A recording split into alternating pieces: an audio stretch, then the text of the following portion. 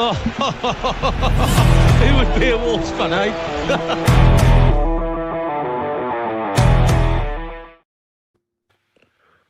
Good morning, good afternoon, good evening, wherever you listen to this latest Wolves Fancast episode. It's Little Dan here, along with Greg, Stu, and Dave, to go over yesterday's 1-1 draw away to Manchester United. As always, this show is in association with fcquiz.app, the Boston Coffee Company, and our network providers, the Social Podcast, Sports Social Podcast Network. Gents, Greg, Stu, I know you travelled last night to the supposed Theatre of Dreams. How are you this morning, based on lack of, I imagine, a bit of sleep? Stu first. Welcome back, Stu. It's been a long time. Well, sometimes we skirt past things, like myself. I mean, I let's just put it out there. This is absolutely nothing to do with the Twitter nonsense at all. So all you demons trying to get me, this is down to watching. Don't say skirt wrench, Stu. Oh no, not anymore. Oh, yeah, that restraint already come through. Yeah, Jets games being on a Sunday and Jets being terrible. Time differences, but season's over on Sunday. I can have some kind of fun again. But yeah, I was up at 5 for work. Got back at 1, 4 hours sleep. So it's my afternoon, so I'm straight on it. It's New Year's Eve, why not? It was. I'm amazed I've got a voice actually. After that, it was unexpected. I think when just getting in the ground, I don't think anyone expected that performance coming out of there. Them players in particular. But yeah, it was one of them nights where you're glad to wake up and you can't speak. Greg, your sort of feelings before we delve too far into the match. Obviously, what was the pre-match routine with the Wolves coaches yesterday and the Happy Days travellers? Yeah. I think general atmosphere is kind of one of, I guess, expectation of defeat. And I'm glad to be proven wrong in that situation. One thing I will call out, and Stu's kind of alluded to it in terms of the state of his voice this morning, is the atmosphere in the way. And I talked in the preview show about my concerns about away fans selling tickets to home fans, and I think it had an impact on the atmosphere from the away end, particularly for the Arsenal and Liverpool games. I didn't get that feeling last night that we were in that position. It felt like an away end full of away fans, and that was reflected, along with the team performance, in the atmosphere in there. And that's something I do definitely want to call out, that it was a much stronger atmosphere by the away fans who really got behind the team last night and were rewarded with a performance to match that. That's definitely. You could hear the Wolves fans well and clear on the TV streams last night. Obviously, before the game, Stu and Greg both mentioned there that there wasn't a high amount of optimism going into the game. But when the squad came out pre-match, Dave, and you see the likes of Enzo Gonzalez, Ojinaka, Olagunju, and Ethan Sutherland on the bench, what was your sort of pre-match feeling? The same as Greg and Stu, lack of optimism? Yeah, I don't really pay much attention to the lineups these days because I know same shit, different day. So I did see Arias in midfield and think, oh Christ, I know United and shit, but this could be 4 or 5 if he don't pluck up his ideas. Yeah, it was a bit of a question mark, wasn't it? Whether Krejci would fill in in midfield, but the back four, as it was sort of reported pre-match, with Wolves bluffing with the back 5. What did you make to the starting lineup, Greg? Yeah, I mean, I posted in the chat. It was an interesting one because they were definitely warming up as a back 4. They had a back 4 in the warm up with them kind of running the defensive line, and Krejci was training in the midfield, and then obviously it switched around. There was a lot of talk in the group chat and generally in the Wolves fan base around whether Krejci would step into midfield or whether he would stay at the back. And I think obviously it stayed at the back was good.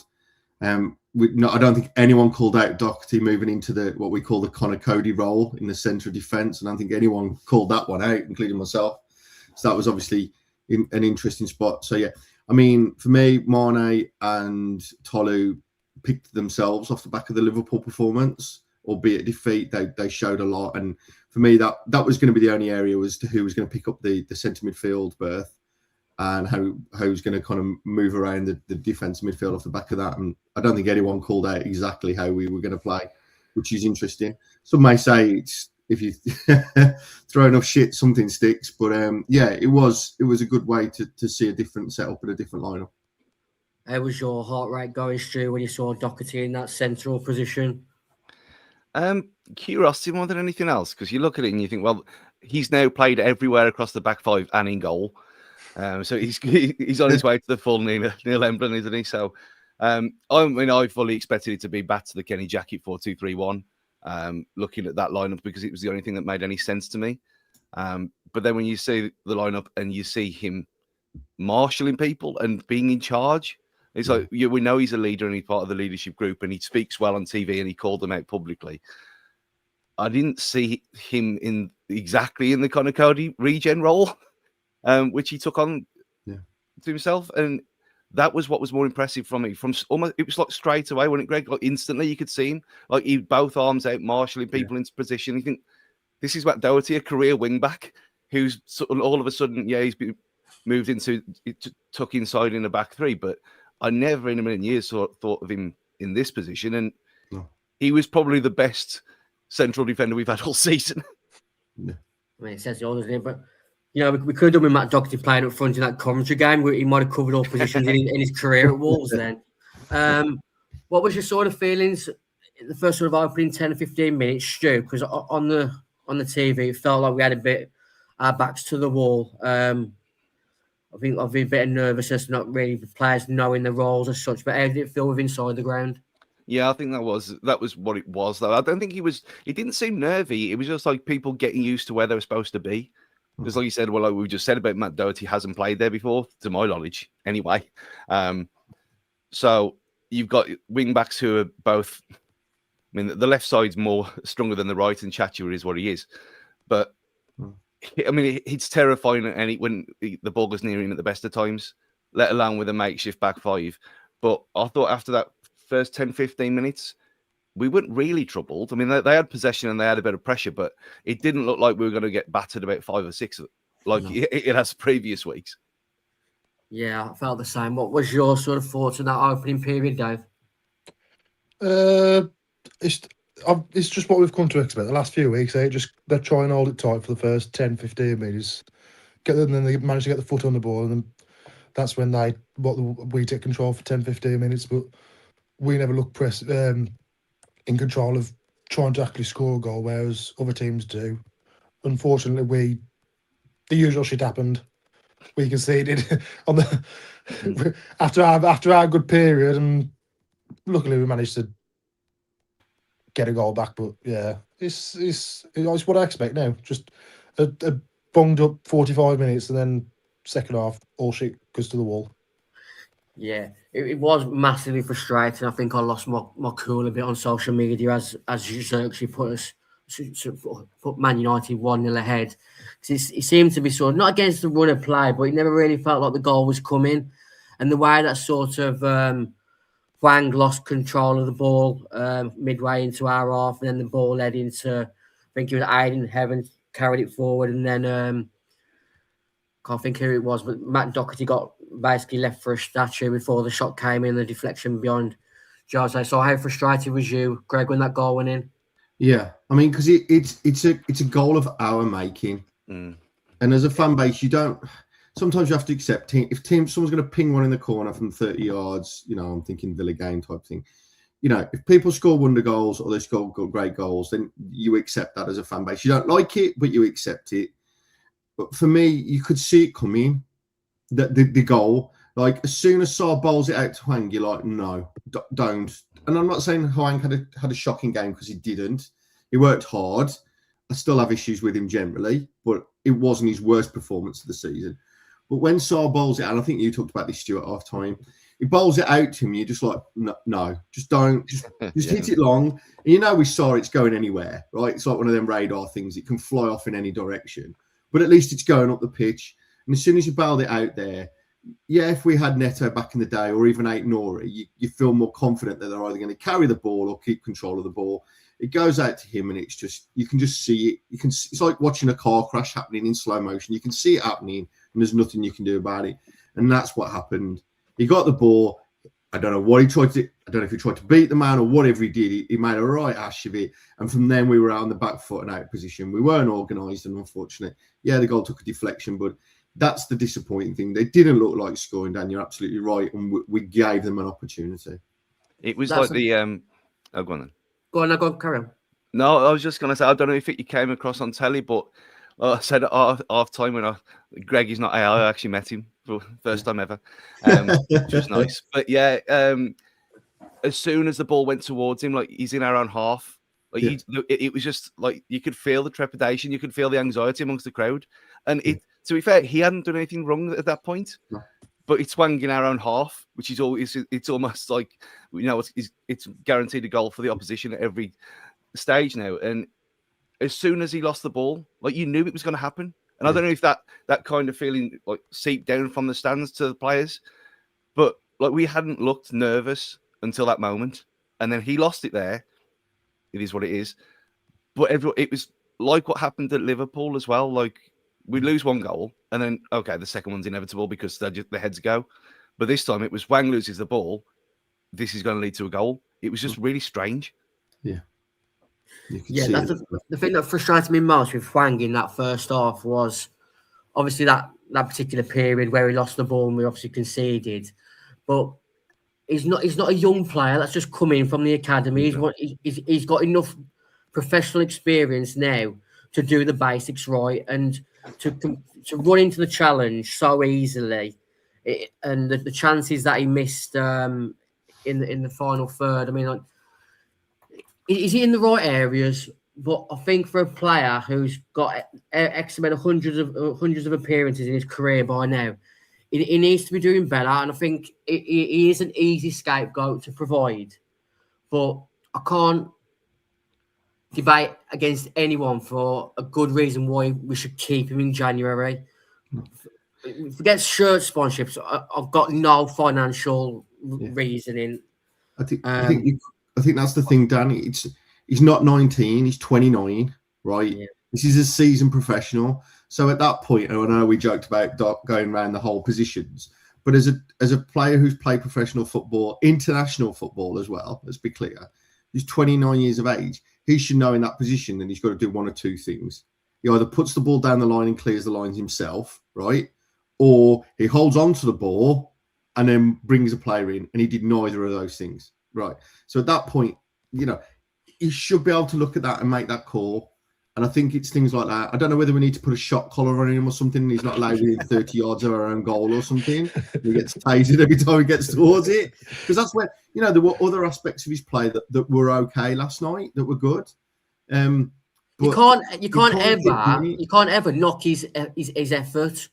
But there's times, and I said it on our social media last night, at times he is literally a detriment to his teammates because he doesn't do the simple things at the most important times. Yeah, absolutely.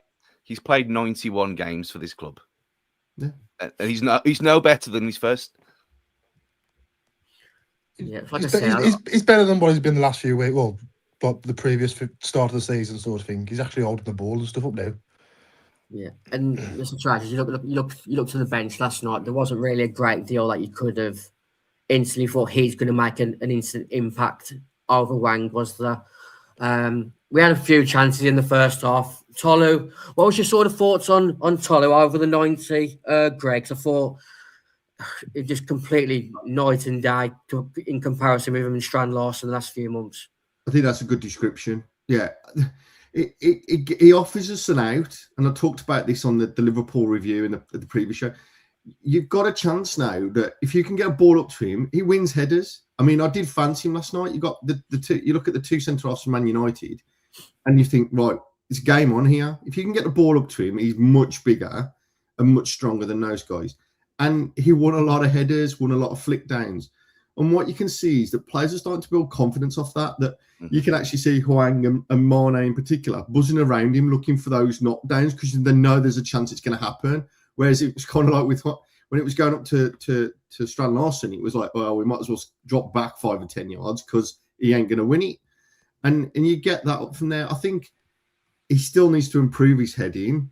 Like, for a bloke that size, he should be doing better. Like you put there, you have to score. I think he should have done better with that chance.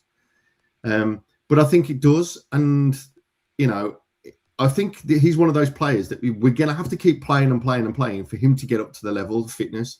I don't think he's going to get there by having these 10, 15-minute cameos all the time. It's not. I think he's one of those players that you have to just keep playing him and let him play himself into that level of fitness and form. And I think that's starting to see that now in his performances. I think as a fan base, we were shocked and disappointed when he got subbed off, is the honest answer. Because I didn't think that he looked particularly tired. I think he was still running the channels and still working and still offering a real presence. So yeah, I fully expect him to be starting again on Saturday. I believe he's earned that right. What did you think to Liam Keane's comments, Stu, about JSL running himself in the ground to make things happen, and then his performance when he came on for Tolly last night? The only thing he was running into the ground is if he was running for a piss, because he did fuck all. And I very rarely turn on players during the game, as you know. I booed him when he came on. I've had enough of him. I'm sick of him already. I mean, he did nothing at Anfield, and you think, okay, you've got points to prove. And he kind of strolled onto the pitch. You think Tolu's just embarrassed you twice now, in the time he was on the pitch at Old Trafford last night and at Anfield. And I think it's just the timing with his headers, because he had one similar on Saturday as well, didn't he? I think he's just match fitness. So once he's up to that, I think he's going to be burying them. No problem whatsoever. But he's got something about him. He's willing to work. He wants to try. And you can see him, like his interview with his video when he signed. Like, he seems like a humble guy. Like, yeah, he forced his way out of his other club. So you take that with a pinch of salt. But he seems like he wants to learn, and he's not up himself compared to other players that we've got. And when Strand Larson came on the pitch, the attack died. Like, where's it going then? Because the ball's up to him. He doesn't win headers, and he doesn't. Yeah, he wasn't winning headers when he was good either. Well, when he could be asked to try. So you know that, but you know that he's going to be a body there, and he's going to be a presence, and you win the knockdown from the opposition. He wasn't even doing that. Like, it was so lethargic for someone who sat on his arse, and he's come on the pitch and it looks like he's been out all night. It's ridiculous. I don't know where it's coming from. And the only thing I'm thinking of is Tolu's guaranteed to start on Saturday against West Ham, so he's taking him off to give him a full 90 minutes against them, rather than try and run him into the ground against Man United on the off chance that we might get something. But Strand Larson just has to leave. Like, you can see, like, the players didn't seem to be around him, did they, Greg? Like, there was a notable thing, like when he came on, like it's almost like when you've got someone, when you play football at school, or you on a Sunday, and you've got that one guy who thinks he's better than everyone else, and when he's not there, everyone plays for each other, and then he's there, and it's like the attitude drops a little bit. Yeah. That's what it seems to be with Strand Larson now. And the away fans were behind him though. So what I will call out is, I know you said booed, and that's your perspective. But what I will say, I didn't boo him, I didn't cheer him. I was kind of neutral. I was just more disappointed that Tolo had come off. I think one of the things that I noticed is the Wolves fans were singing his song. They were behind him last night. They tried to get behind him. You know, you could hear on TV. Yeah, there was, and I wasn't surprised by that, if I'm honest. But you know, so I thought, okay, the fans are behind him. They're going to back him tonight and see if he can do something. But the way I would describe him is he shadow boxes, right? So he doesn't land a tackle, a challenge. He doesn't, you know what I mean? If you watch him, it's just screening runs all the time. I wonder if it's someone who just is playing not to get injured. Yeah. And that's a really quite a strong statement to make, you know, that someone's going on that they don't want to make a tackle because they're kind of eyeing up the door, you know, they don't want to get a knock because, let's be honest, transfer window opens tomorrow. And we all know him and his agent are going to be working very hard, double time, to find him a new club. We know that. And it just felt that was the case. Now, I'm happy if that isn't the case. Only he will know that. But that's the kind of impression in the performance that he gave. And I think that's what he's been doing over a number of games, let's be honest. It's making yourself look like you're doing something without doing anything at all. Exactly. Yeah. That's what he's been doing. He's been doing it for ages. And like you look at his running stats and everything, and it's amazing. But his actual runs are away from the ball. And like you said, I hadn't thought about that, about trying not to get injured because he knows he's away. But yeah, I mean, just to clarify, I didn't boo his every touch. It was just literally when he came onto the pitch. I didn't sing his name. I'm not going to sing his name. But that was just literally, yeah. Well, there you are. But I went to a school with Lowbridge. He knows me. But yeah, he was. That was just a thing, and it wasn't just me. There was a few pockets did the same thing. But I'm not gonna be doing that throughout the game. But yeah, he looks like he wants out. He probably is going to have out. But he's a detriment to everyone else. So if he wants out and his best option's West Ham, then God help him. Yeah, it'd be interesting to see. I mean, he's probably got a Strand Larson winner written all over it at the moment on Saturday. That's just the way with, it's classic Wolves, and he'll score the winner, then he'll be sold the next week to West Ham. Tyler had a good performance for me. Like you said, he handled their defensive line quite well across the 90. He even set up Hugo Bueno for the one chance in the first half as well, when he could have had a shot himself. I did say on social media, Hugo Bueno, you have to score, but sort of looking back at the angle you can see on the screen there, it was another good save from Lamans. What did you make to Hugo Bueno over the match, Dave? I call him Senor Step Over, because that's every time he gets in the final third, that's all he ever seems to do. He squares a man on 2 step overs, comes back. you might as well just play Wolf, because I don't think Wolf would have. I don't think he'd be doing that bad over the past few weeks. But obviously, Rob wants a bit more pace in the wing back roles. But yeah, he's just a competent defender here. Nothing special. You, Greg? Hugo over the 90. I think he played well. I think that's a really interesting debate that's kind of splitting the fan base at the moment. I think there's a lot of people, my lad included, who was there with me last night. He believes Muller Wolf has done nothing wrong and should be starting, and it's hard to argue against that. To be honest, I don't think he's had any particularly shocking games. I just think that maybe Bueno's a little bit more mobile, and I kind of talked about that as the kind of decision as to why he got in for the Liverpool game with Frimpong being lively. And I wonder if that was a similar thinking again, that Rob wants that slightly more pace and mobility. I think, Dave, you're right. I think the problem with both the fullbacks for Chewers in the same is that they don't commit. They won't commit. They kind of, because there and then they all either do a spin around and try to go that way, or he'll come inside. There doesn't seem to be anyone, and perhaps we've been blessed with too many players that have got that kind of, like Semedo and that, or Ain't Already has got a trick. But we don't. Both of our wing backs are reluctant to actually commit and push forward, and that's a shame, because that's obviously a big outlet for us, particularly with such a big focal point up front. So yeah, I don't think he played particularly poorly. I thought he did okay, Hugo. He worked hard and gave in, but I do think there's an argument there for Wolfe. I think it is an option, and perhaps one that deserves a bit more game time generally. Do you think it might be by instruction though? Because I thought this last night. Like, you look at what Wolf does, you look at what Chachua does, you look at what Hoover does for whatever he does anyway. But whenever any of them are in the same position, like none of them will put the ball over. It's almost like we have to have the perfect amount of people in the box to commit to putting the ball in. Possibly, or it could be a confidence thing. Let's be honest. We still haven't won all season. I know it was a much more improved performance last night. Don't get me wrong. I don't want to be doom and gloom on a New Year's Eve, but the reality is we haven't won all season, and they've just got to try it. And it's just, and listen, Mane does, and there's a few times last night Mane tried something and lost the ball, but the fans appreciate the fact that it's that application, that try, knowing that if it does come off, which it did as well, then it opens up the game for us. It creates opportunities.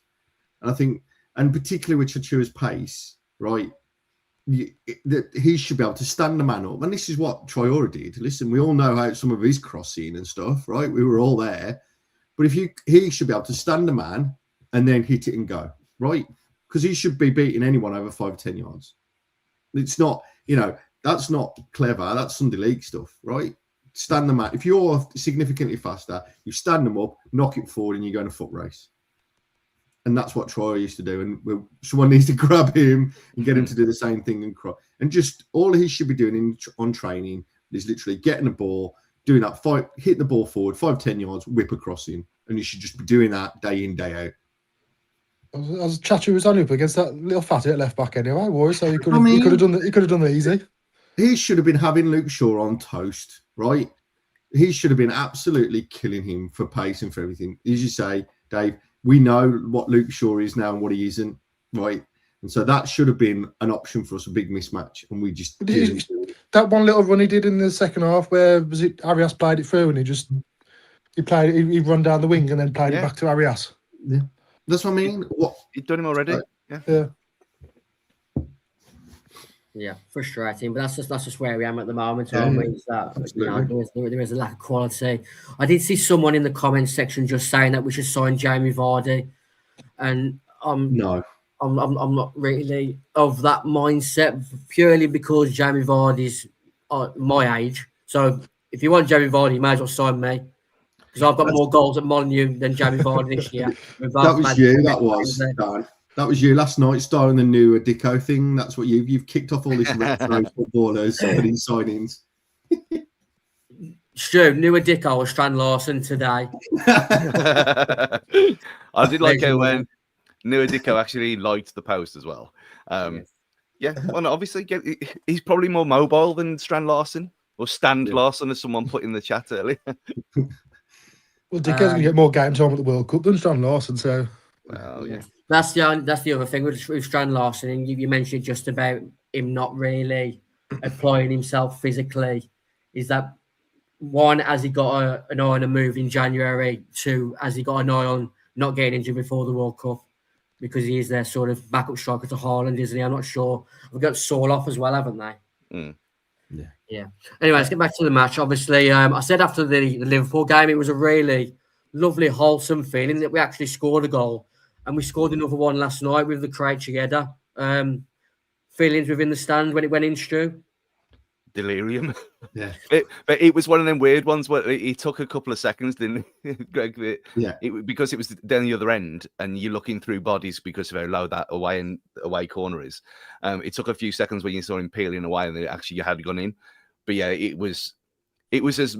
I mean, we haven't had much chance for limbs anyway, all season long, but it properly was, and it's like almost like a release than anything else.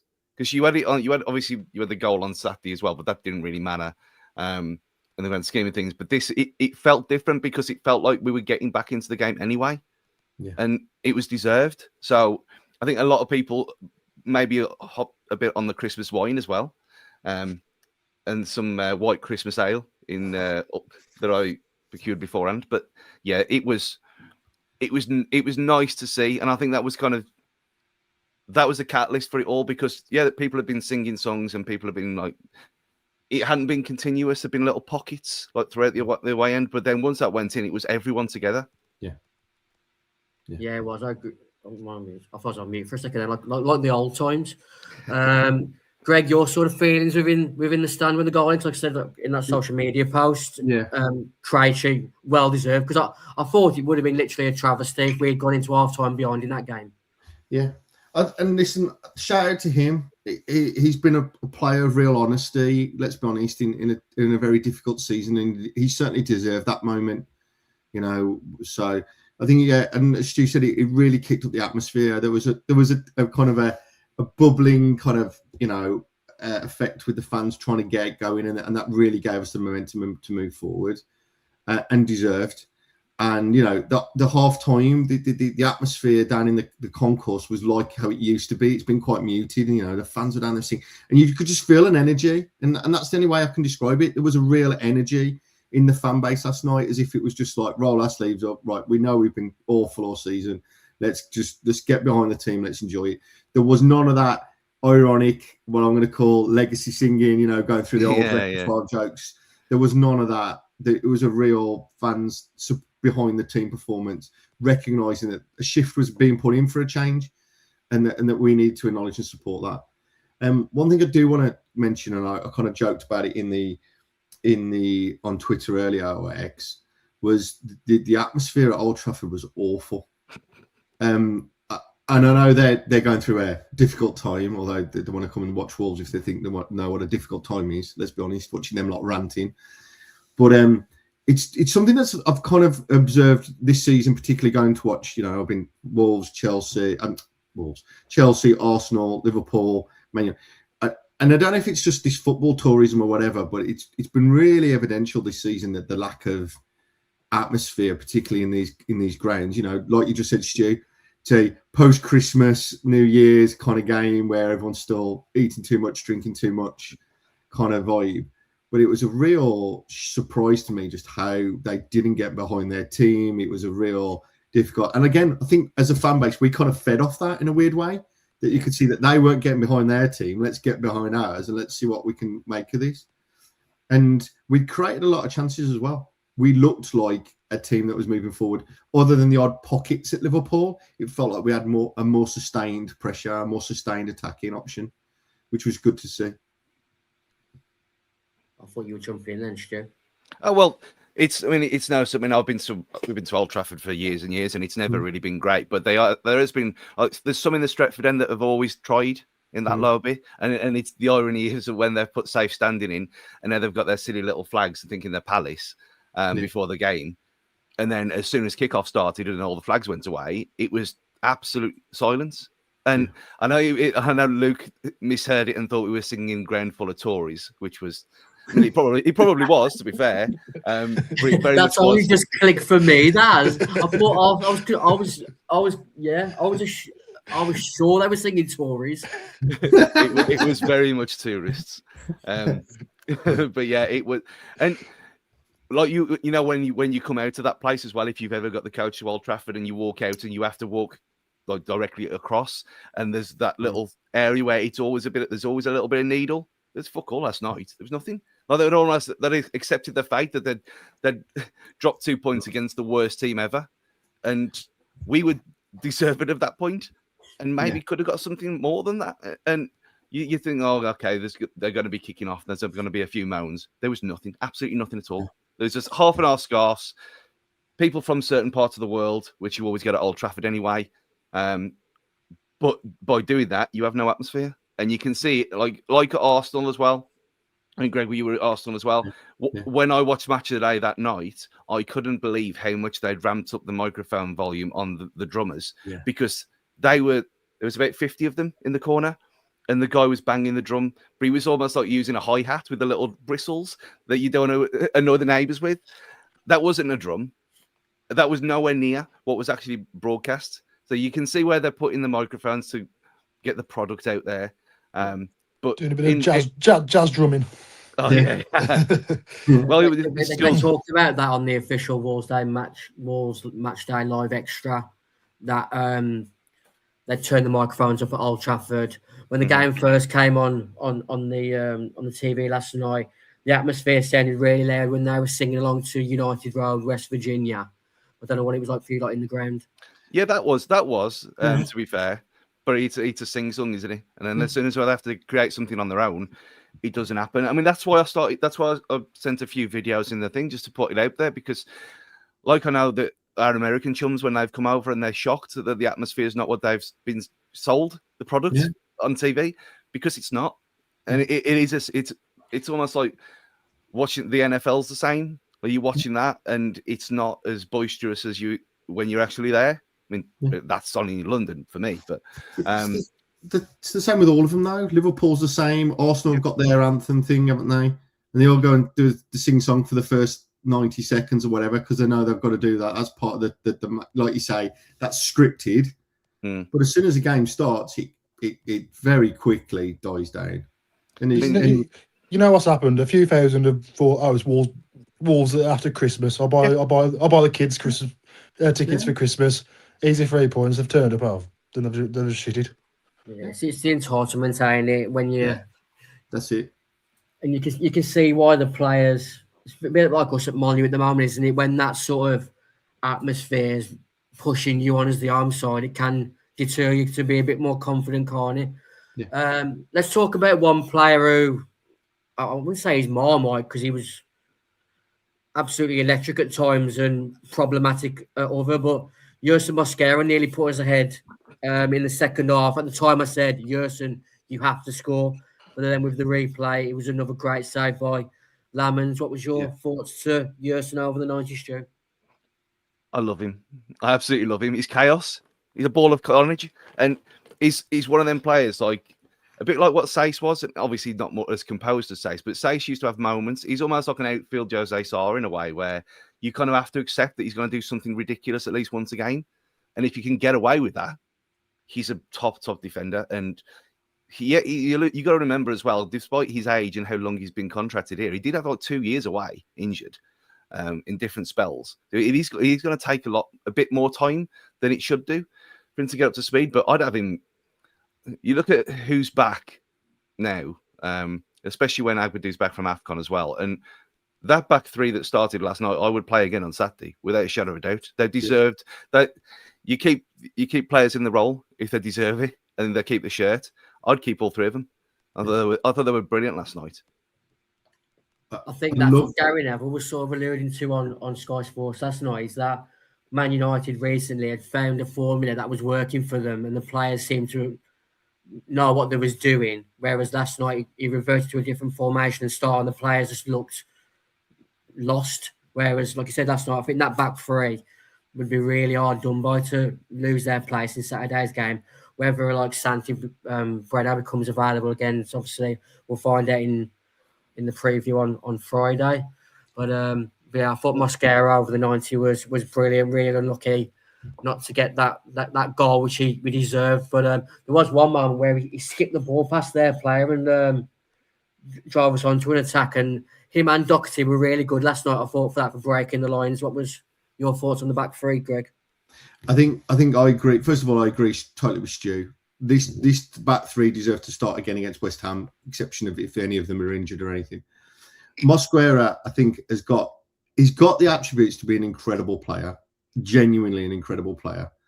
One of the things that entertained me most was his trick in the corner, where he kind of spun around and backheeled it in, and which was just sublime. The other bit that I really enjoyed was when he underlapped Jackson. Jackson was out wide. He kind of underlapped him through, and Jackson didn't play it to him, and he absolutely ripped him a new one for not playing him in down the line. So that's what you want to see, a player of energy and purpose. Yeah, he nearly scored an own goal, and great job by Sarr to get there. And yeah, that's the one.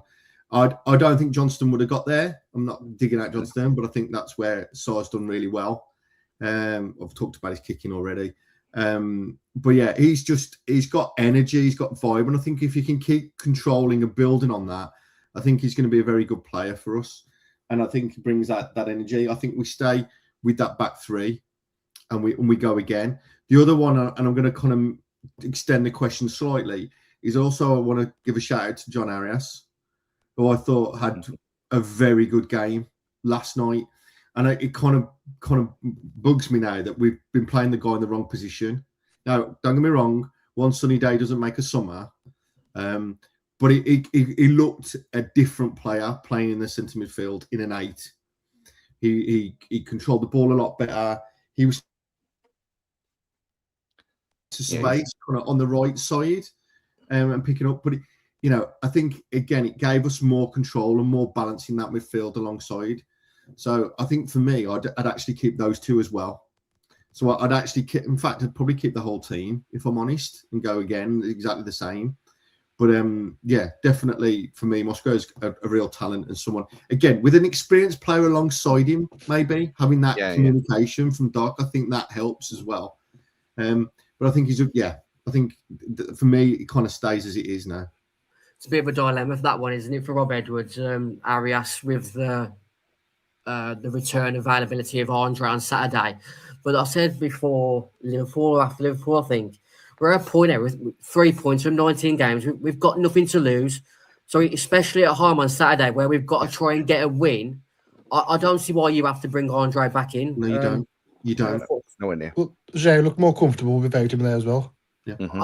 I said after Liverpool, João Gomez and Andre, they feel like they have to play 100 passes between each other before they'll progress it up the field. I don't think that pairing works in a 2. It might work with a better ball carrier in the three. But I don't think, same again, that midfield three probably should start again on Saturday. Yeah.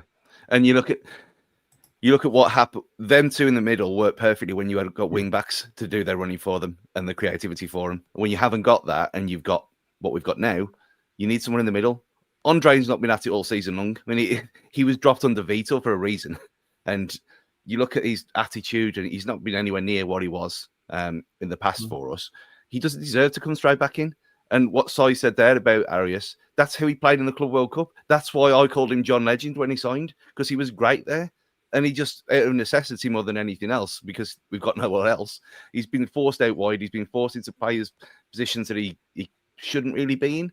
As a player coming from a different league, different country, different culture, at his age, it's always going to be tough on the guy. And yesterday, he didn't. That was one of the things as well, Greg. He wasn't shirking anything. He was at it. And if he made a mistake, he was back at it straight away. He wasn't like he was feeling sorry for himself. And I think that kind of spread throughout the whole team, all of them. You take out the two players, which probably am going to be going in January, and they've been laser shits all season, JSL and Andre. And the amount of work ethic that was through the whole team was unbelievable. Spot on. That was the thing for me last night. I felt because there was sort of quite a few we classes are better players missing and the makeshift back line, it felt like the players were a lot more focused and realised that any sort of mistake here and we could be onto a big hiding. And I thought over the 90 minutes, the squad in general was a good solid sort of 7.5 out of 10. I thought we'd done more enough to get the win last night. Man United fans might say different. I know Sesko hit the post. Obviously, Dorgo had the goal that was ruled offside. But let's talk about the wonder boy again, Matheus Mane, because it was sensational, wasn't he, Stu, throughout the 90? Unlucky not to create a couple of goals again. Got one over Cunha, who basically was a non-entity for Man United last night, wasn't it? Yeah, I mean, he was marvellous. That song is what killed my voice this morning. Because it's Zombie by the Cranberries. People think I'll didn't play hear it. Stu while you're there.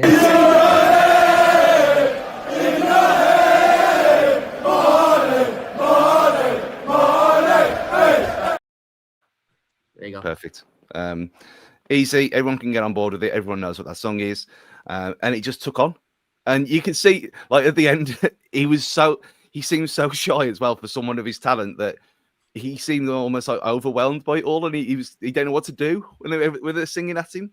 But yeah, I mean, he's what I know. Leonardo was they were talking about Robbie Keane and comparing him, and it's a bit ridiculous, really. But I'll get where they were coming from. But he is very raw still, but he doesn't care. He's not scared. He'll have a go. If he messes up, he'll have another go. And we've been crying out for something like this for years, maybe since Gibbs White before he turned evil. And it's like, well, we've got someone now. Play him. Where's he been all season? Now's his time. And you go to Old Trafford, you take the piss out of him, you get probably one man of the match, I guess. I don't know. I haven't seen anything back since, but he was my man of the match by a mile. And it was the whole no fear about it. And he's not just a workhorse, and he's not just someone who runs around like Lord Manetzi. He's got skill and he's got something about him, and that goal's coming. And once he gets one, he's going to get 4 or 5. You can just see it about him. I couldn't rave more highly about the kid. He's special. There's a purpose. That's the difference between him and someone like Manetzi. Manetzi's got energy, right? But then you could working on that, you could put Mo Farah or something in the team based on that, right? So he's got energy, but what Mone's got is he's got a purpose. He's got positional awareness. I actually thought I'm going to watch him quite closely tonight. And if you watch him, he's looking for pockets of space, right? Manetzi's running around like a chicken, right? He's just running around, right? Can he disrupt something? Mane's more intelligent, infinitely more intelligent in his positional awareness and how he's playing. So if you watch him, the amount of times he can get the ball and turn, not because he's found himself in a pocket of space, which allows him to do that, and then he drives, and then he works forward. And when he's got 2 or 3 players around him, which did happen quite a lot, he still will try and win a throw. He will try something. He's aware of that, and he tries to leverage it for the benefit of the team. And you look at the track back and the tackle for Cunha was exceptional. And it just lifts the team and the crowd. You know, you see a player loses the ball, gets back, wins it back. Okay, he's celebrating to himself. That is entertaining. But it drives us on as a club, and I mean as a club, not just the players on the pitch, but the fans in the stands, and that's an energy that we need, and that's what's been missing all season. You mentioned it earlier, didn't you? It's all about application. You want to see players fighting. I said to you a while back, when we played Villa away, Bellegarde would have challenged when he was 60-40 against him. You need something as fans to work off. And when you see a player who's putting himself against the odds and coming out, that's what you want to see. Obviously, we want to see the big goals and winning games as a basic. We can't have everything. We can't even get them recently. So winning a tackle against the odds is what you want to see as a start-off point. You mentioned it earlier, Stu, about the away end at Man United and the visual accuracy when it's down the other end. Did your heart sink when Dorgu scored? No, the lines were flagged straight away. It was like and that only happens when they're completely sure now. And I can't remember one where they've actually got it wrong when they put the flag up like that. So it felt offside because of where he was anyway. And then you look at obviously you can't see, you have to look on your phone because they haven't got a screen at Old Trafford, have they? Of course. No. So you see the visual, you think, yeah, he's miles off. So for once, there was no kind of, VAR is going to screw us here because it was obvious. To me anyway. What about you, Dad? Because when I was at home and then you see the angle and all them trying to find that he's like his little fingers outstretched, play him on. I was concerned. When he got to 90 minutes, what was it, 88, 89? And I thought, here we go, it's just typical what we do here. It is angle. Well, I've seen a lot of United fans saying, how's this offside? It's because it's 10 mile offside. He's at the Etihad. Yeah, I was expecting us to concede in the 90, the added time now, so it's nice today. I was saying there wasn't really any clear-cut chances. Was Greg towards the end of the game? It felt like a game that was petering out, and then I think this was the reason why I only ended up giving Hugo Bueno a 6 out of 10, because we get a corner in the 95th minute and he doesn't beat the first man, and I could have throttled him. Yeah. But we have that's been a constant problem for us all season. We talked in the review show about Andre, right at the death against Liverpool, and he's got to just drop it into the box and he sticks it 15 yards into the stand. I think that is where we are at the moment, unfortunately. That we just aren't at that point.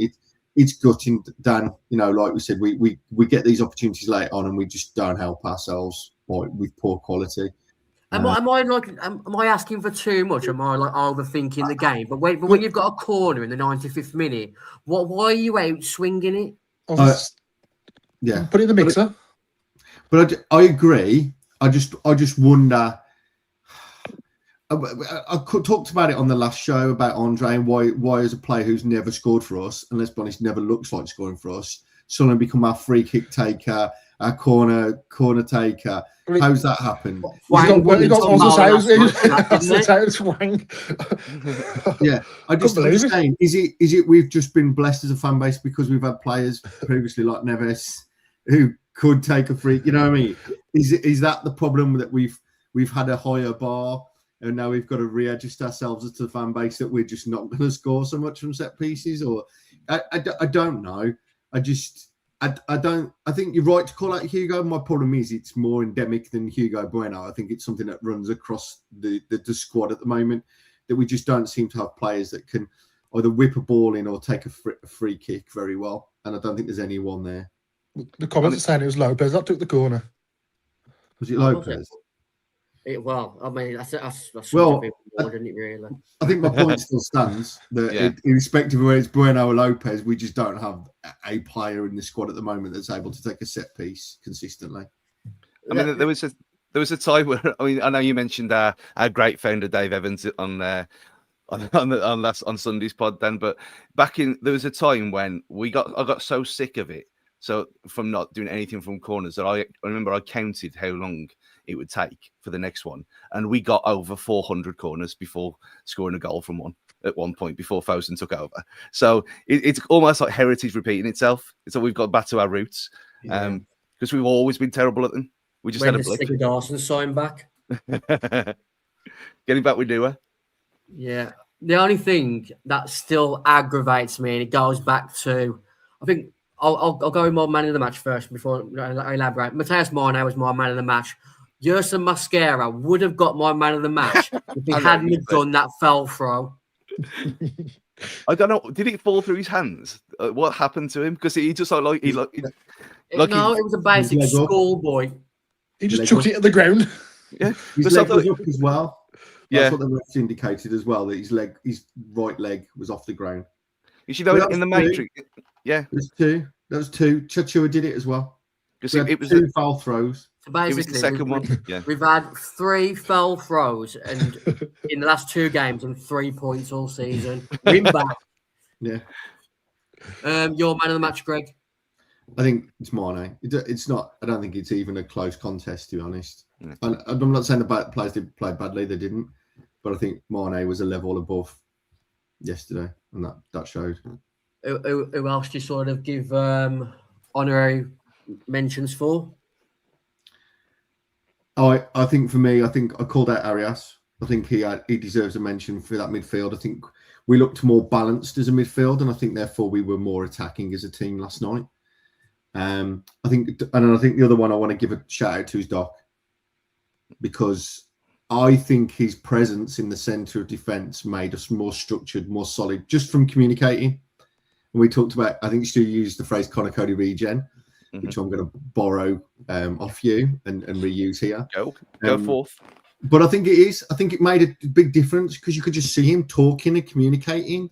And I think as a result, we looked more organised, we looked more solid. So those were the 2 that I would call out in particular. Apart from sort of his handling of set pieces, I thought Jose Sarr was good value last night, Stu. I mean, people don't want to hear me talk about Jose Sarr any more than I have over the last 4 years. I think it's night and day easily between the 2 of them. I'd take Sarr and his one mistake a game and his terrible kicking all day long. He's a much better, as a traditional goalkeeper of saving actual shots, he's much better. And like you mentioned, Greg, there's no way that Johnston would have saved that nil-0 goal. It was wonderful athleticism, and you just take what you get with him. I mean, there was one of his tactical team talk moments as well where he flopped on the floor and had to get treatment. Classic. Yeah. But he does it every week. A lot of people still don't realise what he's doing and moan at him for doing it. Like he should be stronger. You think it's blatant obvious what he's doing, but yeah, he came unstuck though with the same thing when Doherty went down injured and he had to have the physios come on. He came unstuck there in the corner. That's what you get keepers to do it. It's easier. But yeah, I thought since he's been back in, he's done nothing wrong. No. I thought his presence has been like Greg said about Doc. It could have been 3 or 4 against Brentford if it wasn't for Jose Sarr.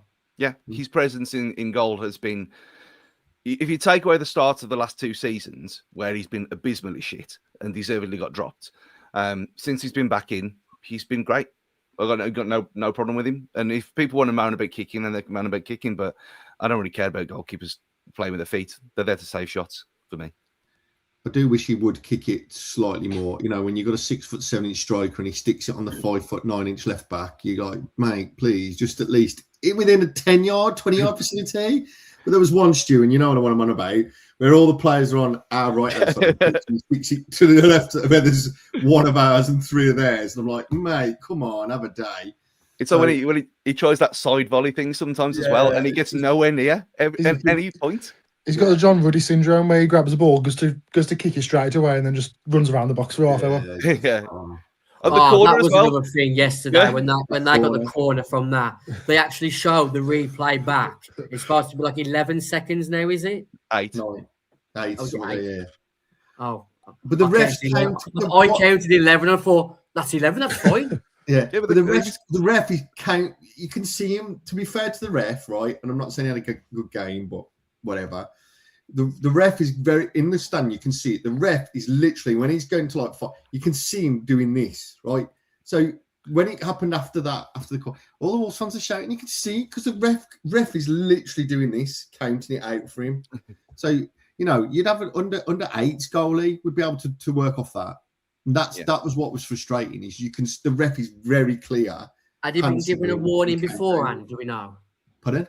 They don't need to, do they? The refs do it from the start. They've done it all season because we had this argument around us as well because people said this never happens. And yeah, because you're told at the start of the season. I think that's the third time I've seen it all year happen because they're told at the briefing this is going to happen from now on because goalkeepers are wasting time. Just get rid of it. And from that, like the second half when he booted it long and people were moaning, then why is he booting it? I went, well, look what's happened. Yeah, and. I do wish they'd kept the original thing where they were going to do it like a countdown clock, where their arm was going to go round like that. That would have been more funny. But yeah, he was in his own style universe, wasn't he? Again, so he's there's no defending it. No, we got away with it. Yeah, absolutely. Just to ask you, Dave, was your man of the match Matthias Mane as well? I'm going to put Krejci in there just to be different. Because shoot me down if I'm wrong, but Premier League bonus points, wouldn't he, for the goal? Shoot me down if I'm wrong, but is that our goal of the season? Is that how shit we've been? Probably is. Because we scored about 6 goals, haven't we? 10 in the league. Well, Bueno scored 2 tap-ins. Trying to think. Menezes scored an header, but Menezes against Brighton went down as an own goal, so we can't have that. You've got Bellegarde against United at home.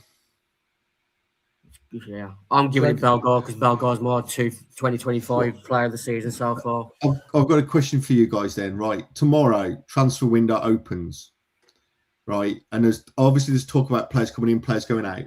Right, if you could buy one position, so a player, you don't have to name the player. Right, I'm not going to put that on you, but you've got one position you want to buy for at the squad. What are you buying?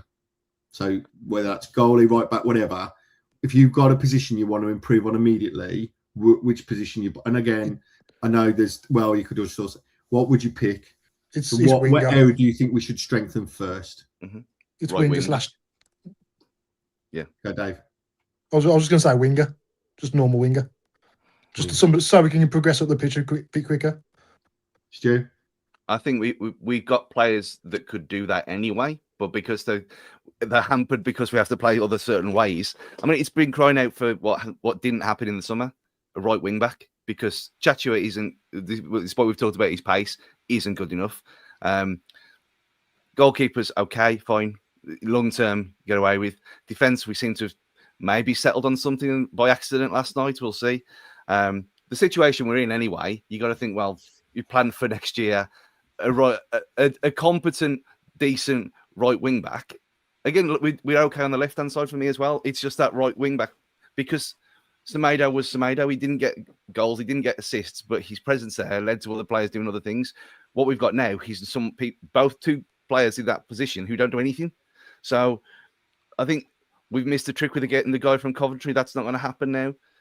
But if you can get someone of that ilk, then that would be priority number 1 for me. But I think you can get away with strikers, you can get away with number 10s. The wing back's a massive problem for me. That's the thing for me. I think if we give Tolu a bit more time to get a bit more sharper, he might have enough goals in him just to win us games. You know, these shithouse 1-0, 2-1s. For me, another sort of ball carrying number 8, similar to what Mane is now. But I think we need someone else. I mean, Bellegarde was doing well in that role up until he got injured. But I think if we get another caliber of player just a bit better than sort of Bellegarde and Mane, who can do it over 90 minutes, that would be the position for me. Okay. Now I'm just wondered because that's we're going to hit silly season tomorrow. We've got January madness, right? So I mean, we're all going to see what's going to happen. We'll see where the club's going quite quickly from the directions. But, I think what we need to do is at least do something early. Mm-hmm. I think that's, I'm kind of cheating here because I've given you guys a question and then I'm kind of circumnavigating my own question by saying, well, it doesn't matter necessarily, apart from the fact we need to do something quickly. And I think that was part of our problem in the summer. Apart from not getting the right players, we also got them in late. They didn't have a pre-season with us. They were signed at the end of August. That doesn't help because we're already on a losing run when we're bringing players in. But But I think we need to show something. If we start rocking up doing deals at the end of January, that just shows where we are as a club right now. I was going to say, it's Wolves. We won't do enough until like the 28th. No, I agree, Dave. I agree. But again, that just, for me, what we've got to start seeing from the, and let's be honest, the anti-Fosun hasn't, it's dissipated us slightly, but it's not gone away. And I think what we've got to see now as a fan base is them learning lessons. Let's be honest. They've still got to show a level of ambition that we're not just a write-off. Yeah. We asked the players yesterday, do you give a shit? And the performance they put in last night suggests they do, right? It hasn't healed all the cracks. It hasn't hid the fact that we are still without a win all season. But at least it was a performance of effort and energy, right? Which, as you say, Stu, is kind of the minimum, really. And we should be expecting more. But we should be looking at getting players in and making a change and looking to bring things in. I've just spotted a comment from Max I'm just going to call out. I don't love Kilman. I'm going to call that one out right now. I don't think he would be... I don't think he would be the right option for us at all right now.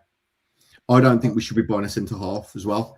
I think we should be buying another player with energy, maybe a winger, but nevertheless a player that's got pace and energy and trickery alongside Mane to play off Tolu. If we're going to stick to that formation with wing backs and that, then we need midfielders behind Tolu that can pick up the ball off him and drive and run at defences. I would have liked us to have had someone brought in first thing tomorrow, ready for tomorrow. Just like Palace are doing with Johnson, just like City are doing with Semenyo. Just to show a bit of ambition. Steve in the comments saying that there's not much point in rushing and overpaying. I don't feel like there is a need to overpay. No. There will be players that need to get minutes for the upcoming World Cup that are not in favour of their current teams, that we should be looking at the loan market with options to buy, high value options to buy, like Barcelona did with us with Adama. Yeah. They don't even have to be World Cup players. There can be Premier League players that aren't getting minutes. Just experienced, ready-made players who know. Look at the Chelsea bench squad. Exactly. Players who are trying to prove a point because they've been left out of favour. Get Raheem Sterling in. Chelsea have got loads. I mean, Ward-Prowse has been mentioned a few times. That might address the set piece issue. But I think Greg, that's my thing with Ward-Prowse. Well, yeah, but I guess what I'm saying is there are plenty of players who may not even be. You're right, Dan. There's a set of players that are going to be needing to play for World Cup ambitions, but I think there's a significant cohort of players in the Premier League that could come and do a job for us. I know I'm not saying Ward-Prowse is necessarily one of those. I'm just saying he was a name that was mentioned. But there's going to be players out there that are going to want minutes, that are going to want to put themselves in the shop window, right? They could just see Wolves as an audition to stay in the Premier League or to do something else. And I think there's a cohort of players there. If we box clever, then we can do that. You look at players like Calvert-Lewin. He was a player that was knocking around, bouncing around, needed an opportunity, got one, and has taken it. I'm not saying we should have bought him necessarily. I probably would have gone against me based on his injury record. I think knowing us, we'd have signed him and he'd have been cropped for the season. But there are players. I guess what I'm saying is there are players out there that we could bring in to kind of cover or replace some of the ones that we think will go out. Yeah, and you might get some. I think what you might see is Krejci signing permanently, so that we then do open up another loan option as well. Yeah. But you've got things like who'd be someone like. Not obviously Harvey Elliott because you can't, but someone like that who would be ideal. Just get them on loan. If it tides us over, so we're not a national embarrassment. Just to get to that points total, because obviously it's way too far now. But there's got to be one of Chelsea's creche that we can take a loan from. Yeah, like Cole Court, someone like that back in the day. We've done it before, and you look at the other question you could throw out, like if tomorrow happens, and I'd be amazed if Strand Larsen's not gone. I'd be amazed if he even plays on Saturday anyway. But how much would you take now for him and Andre? Not necessarily to reinvest that money now, but just to get rid of them and to give other people a chance, because they've not done anything anyway. I think if the price is right to go, I think the price is right to go. I think 55 mil for the pair. I think you've got to look at it pragmatically, I'd say and that. it's not just the transfer fee money; it's the wages as well. Mhm. Because we've got to start adjusting to that, you know. So, I think for me, we've just got to be pragmatic and look at the prices and look at where it is, because I think in the particular case of Strand Larson, if heaven forbid if he's still here in the summer, then we're looking at even less money. You know yeah. Do we collectively as a fan base see a dramatic turnaround in his ability and fortunes that if he's still here in February? Do you think he's going to knuckle down? No, we don't. So I think we need to start realizing that these players are better off elsewhere. You know, there may be good players, there may be in the place, but bloody hell, pricey. Yeah, but I think that's where we've got to look at, and maybe we start to look at. Might be too early, but it might be we need to start looking at some of the players at the Championship and start to going right. What can we get? My only problem with those players is that they end up coming and then they get stuck in the loser mentality that we may still have. It's a fair shout. We sort of skirted around it. We're coming towards the end of the show now, guys. Thanks for joining us, sticking with us for just over an hour now. Obviously, I got a bit delirious last night after the point on social media. You look at sort of Saturday's game at home to West Ham. You win that. You get a result at Everton. You beat Shrewsbury in the FA Cup. You get a couple of players in. The momentum starts building. 7 out of the last 8 games under Rob Edwards, we've been level at half-time. If we can raise our quality by 10% and stop doing foul throws, I believe we can coast past Derby's record easily. And there's a part of me that still thinks we can avoid the drop. But we have to start getting wins against the odds. You look at those next 5 games: West Ham at home, Everton away, Shrewsbury at home, Newcastle at home, Man City away, and then Bournemouth at home. Those home games, if we can win those 4 home games and start getting a bit of momentum and belief at Molineux, bigger upsets have happened. Maybe not in the history of football, but what is the point in giving up when all you've got is hope? One step at a time, Dan. Let's take one step at a time, mate. No, we're beating West Ham Saturday 3-0. Right. That's the test, the acid test, right? Because for every battling performance we've had away, we've had an absolute dog shit performance at home, right? We went to Arsenal, battled, and then we follow it up with the likes of, you know what I mean? We go and get Brentford, and this is the problem that we were talking about on the preview. I think Rob's found a bit of a, and I say Man United was slightly different because we were more attacking, but he found a way to battle and scrap and be awkward away. But at home, you can't do that, right? You can't have the 2 banks and you've got to defend and low block and that. You've got to go out and attack and open up, right? And be committed and move forward. And then we get picked off, right? So this is where, for me, Saturday is actually the acid test. Can we put in a home performance? Can he get a team to play to win a game at home?